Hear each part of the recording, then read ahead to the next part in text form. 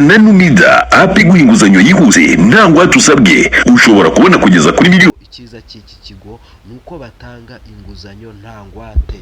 Iyo bagiye kuba baguha inguzanyo ntabwo bagendera ngo ufite ingwate, ahubwo icyo bareba ko wowe wujuje ibyo bakeneye cyangwa se ibyo basaba.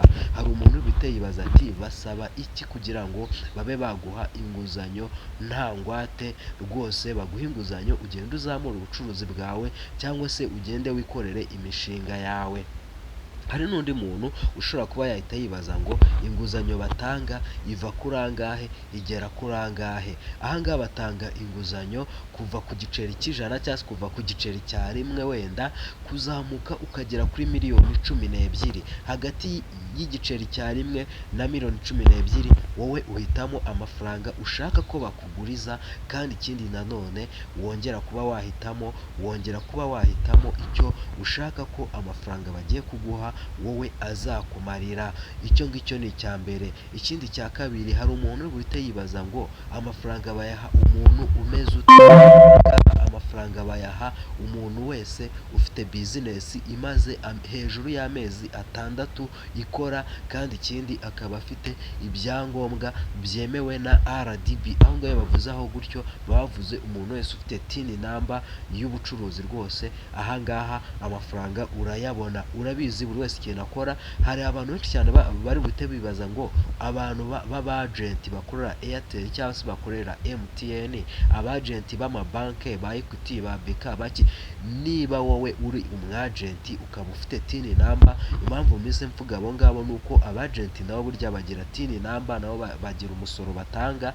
Niba uri umwagenti umaze amezi 6 kuzamuka, nawe ahangaha wemerewe kuza ukapurayingamo, kuko icyo ushyiramo iki ibyo bagusaba. Hari umuntu wita akomeza yibaza ati basaba iki kugira ngo ahangaha tugere ku gice cyo kukwereka uburyo uri buze kuba wabona inguzanyo. Ahangaha ikintu hano basaba nyine basaba TIN number, bakagusaba amafoto y'ahantu ukorera. Niyo mpamvu mbere y'uko baguha inguzanyo baza kukureba aho ukorera. Ibi ngibi nzajya mbivuga, muzajye mubanza mu byumve, ntihakagire umuntu uvuga ngo yashyizemo biranga. Oya, ntago byanga, ahubwo we ushobora gusaba nonaha, hari undi muntu wasabye ejo, hari n'undi wasabye ejo bundi, wowe ntibahite bakugeraho ngo babe bahita baza kukureba.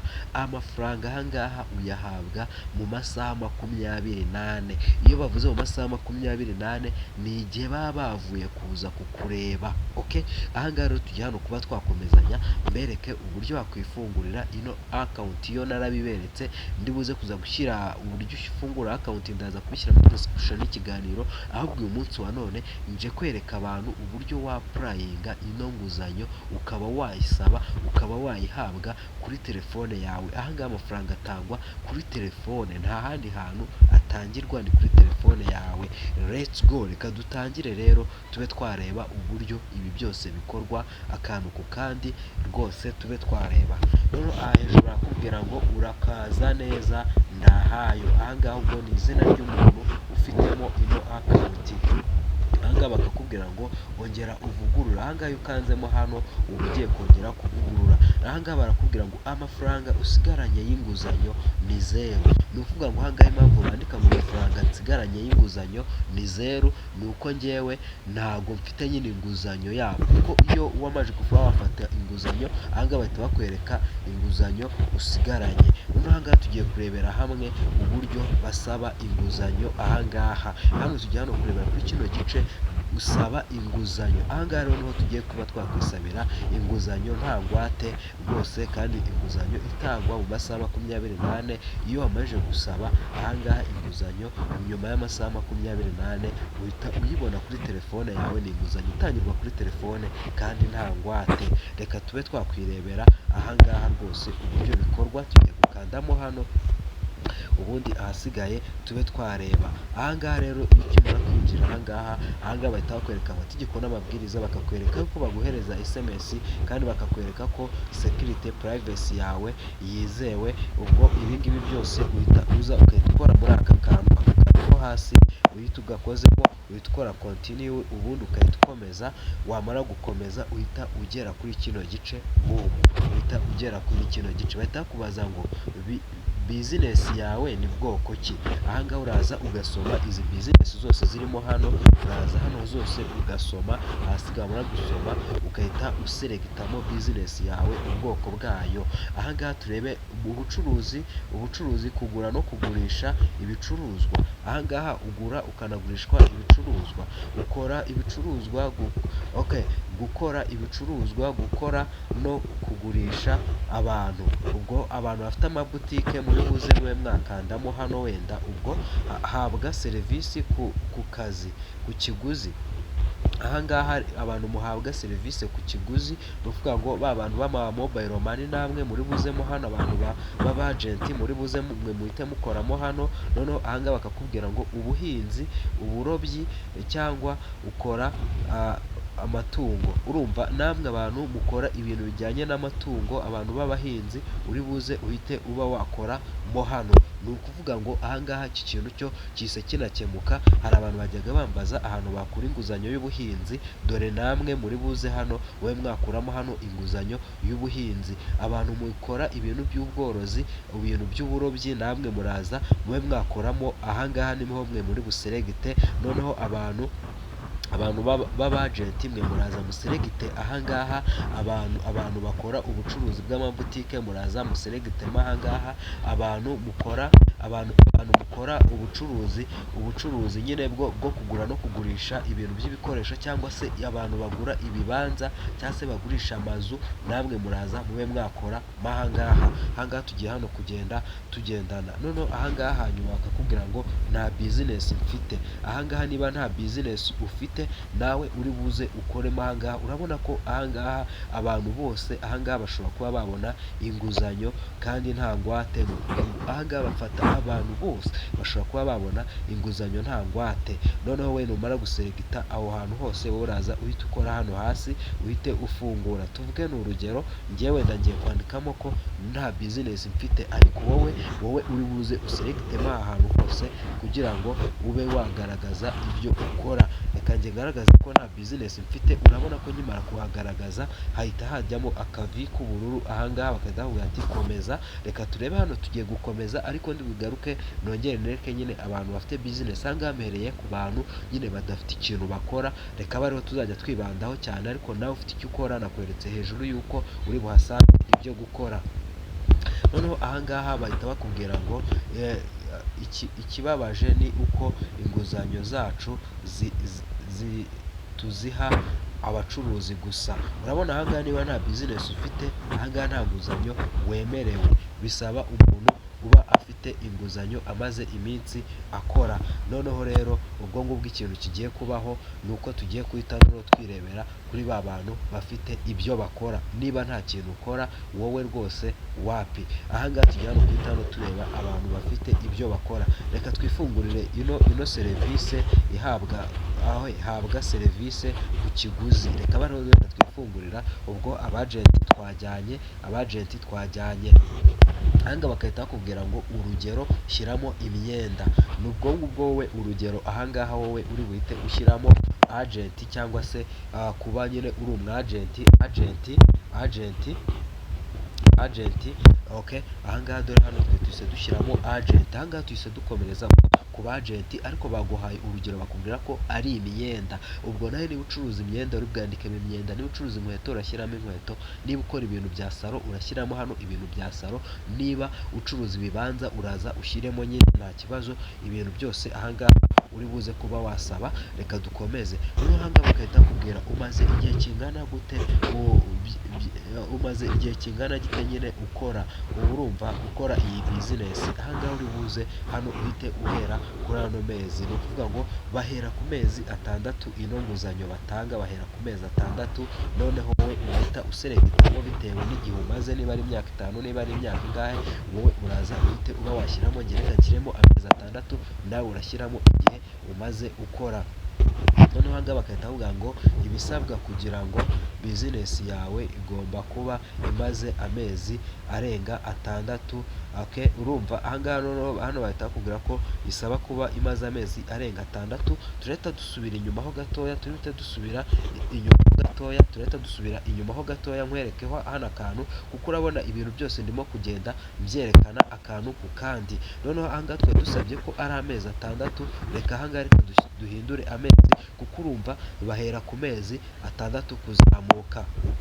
Reka twisubirizemo agenti tukaba rero twongera gusubiramo, urabona ko bahera ku mezi 6 kuzamuka. Ndagiye nkora akantu ku kandi kugira ngo ubwo ngubwo tube twatangira. Ubwo rero nuza kuba wakwinjiramo ahangaha urahita ushyiramo imyaka 2, amezi 6 kugera mu myaka 2, urahita noneho ujya hejuru y'amezi 6, imyaka 2.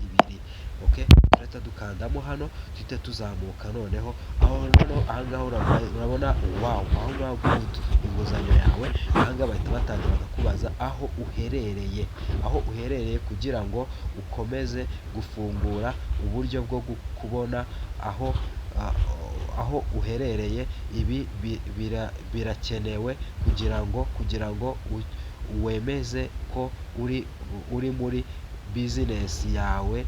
Okay, ahangaha rero niho hantu nakubwiye.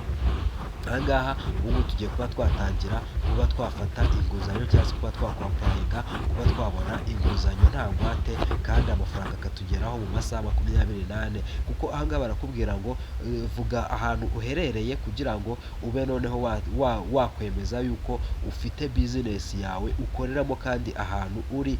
Kuko ahangaha iyo bagiye kuguha inguzanyo baza kukureba aho uri. Noneho ahangaha urahita ukomeza hano hasi, uri bute ukomeza hano hasi, ubundi hasigaye ube washyiramo ahantu uherereye. Ino video noneho ahangaha urahita uturuna location, urahita uyifungura nyine, kuko ibintu byose buriya location igomba kuba ifunguye. Turi butegerezeho gatoya, ariko niba tugeze ahangaha tukiri kumwe, kora subscribe, ubundi ukore no kunzogera, nurangiza ukore na share, kuko ahangaha rwose ahangaha ndimo kukwereka ibintu by'ubwenge. Ahangaha barakubwira ngo wagurishije ibicuruzwa by'amafaranga angahe. Ahangaha ubungubu twatangiye inzira yo kuba noneho twasaba inguzanyo. Icyumweru gishize, ahangaha barakubwira icyumweru gishize, ahangaha bakakubwira ibyumweru 2 bishize. Ahangaha wenda tuvuga ati wenda twagurishije ibicuruzwa by'amafaranga 50,000 byumweru bishize, sibyo? Noneho ahangaha bakahita bakubwira ngo mu byumweru 2 bishize ho wenda tuhite naho dushyiramo naho 50,000, sibyo? No, nanditse nabi, sorry. Ubwo tuhita dushyira hano hasi 6,000 mu byumweru 2 bishize. Noneho asigaye uze hano uhite ukomeza. Ariko uru rugero ukizemo hano ni urugero rwo kwigishirizamo. Ahangaha nyine baba bakubwira ngo wowe shyiramo ibicuruzwa nyine wagurishije, kuko ugomba no kuba ufite inyemezabwishyu ya IBM, urumva, kubera ugomba kuba ukora ibintu bijyanye n'amategeko n'amabwiriza. Hariya ushyiramo amafaranga nyine. Noneho ahangaha bagahita bakubwira ngo urugero ntarengwa rw'inguzanyo wasaba ni ibihumbi 110, sibyo? Noneho ubwo ni ukuvuga ngo reka tuhite twiyandikiramo twebwe. Ariko hariya tukiri ahangaha gatoya, nusubira hari inyuma tumaze gushyiraho amafaranga twagurishije muri iki cyumweru turimo, nayo mu byumweru 2 bishize. Urumva, wowe kugira ngo ubone inguzanyo nyinshi nyine uri buze kuba washyiramo amafaranga menshi nyine ahwanye n'ibintu wakoze, kuko kugira ngo ugere ahangaha wapurayinge bakwereke inguzanyo wemerewe, nuko nyine uba ufite range y'amafaranga menshi nyine ukora, urumva. Noneho ahangaha reka tubite ibihumbi 100 wenda ko ari byo wenda naguza, sibyo? Ari byo wenda nkeneye. Uru ni urugero. Noneho ahangaha baraza bakubwire ngo wifuza angahe uyu munsi urifuza amafaranga angahe. Ushobora kandi guhitamo umubare uri hagati y'ibihumbi 40 n'ibihumbi 110. Urimo kubibona ahangaha ko ariyo mafaranga ushobora kuba wahitamo. Njye nahisemo hano 100,000. Noneho ahangaha turahita dukomeza. Aha turi guhita tuba twakomeza, turahita dukomeza hano hasi, ni akantu ku kandi. Ubwo ngubwo nizere yuko nawe uri bugende ube wareba zimwe mu nguzanyo zirimo hariya, noneho ahasigaye ube wafata inguzanyo wowe ukunogeye.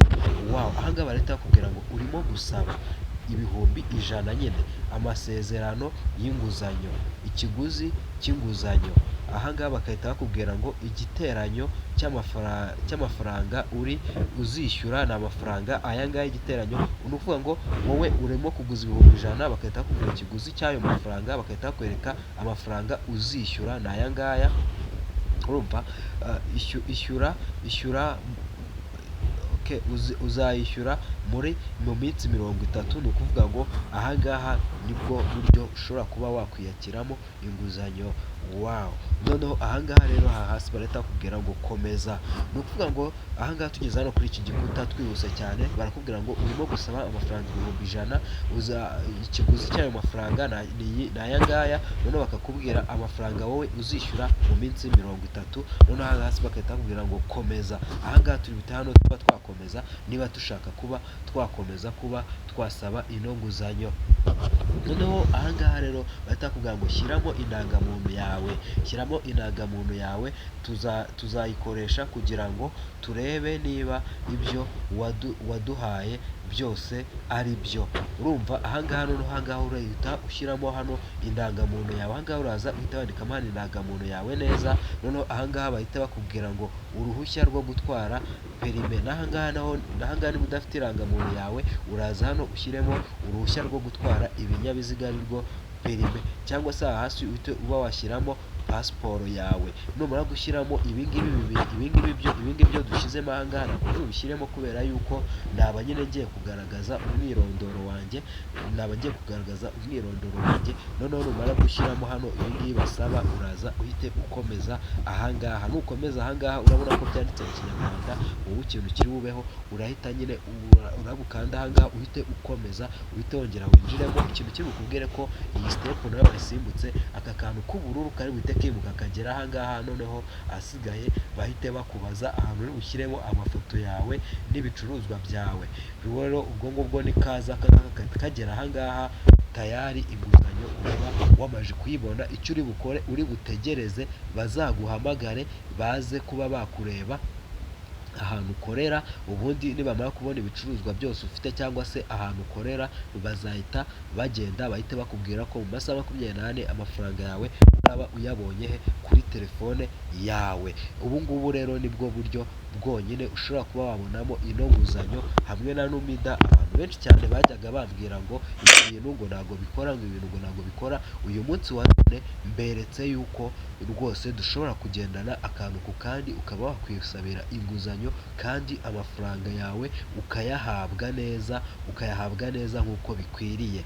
Niba uri mu ntara bishobora gutindaho gakeya, ariko niba uri mu mujyi wa Kigali fasita biri buze kwihuta cyane, kuko urumva mu ntara nyine baza kugusura mu ntara aho ukorera, ariko mu mujyi wa Kigali ho ni ibintu byihuta cyane. Nk'uko bisanzwe ni Tosodi Baba, subscribe ubundi ukore no kunzogera, ubundi ahasigaye twagomeza kubana mu biganiro bya buri munsi. Hari undi muntu wenda uri buze kuba yakwibaza ngo njyewe none niba namaje kubona uko nasaba inguzanyo, noneho ahangaha niho hantu uri buze uhite usabira ubufasha. Nuza ugakanda ahangaha uri buze kuba wahita usangamo website ya Numida, usangemo ibintu byose usangemo na nimero ya telefone wabahamagaraho, uraza ube wabisanga aha. noneho ahangaha rero niho uri buze kuba waca urimo usaba inguzanyo. Nk'uko bisanzwe ni Tosodi Baba, ura subscribe ubundi ukore na share. Ciao.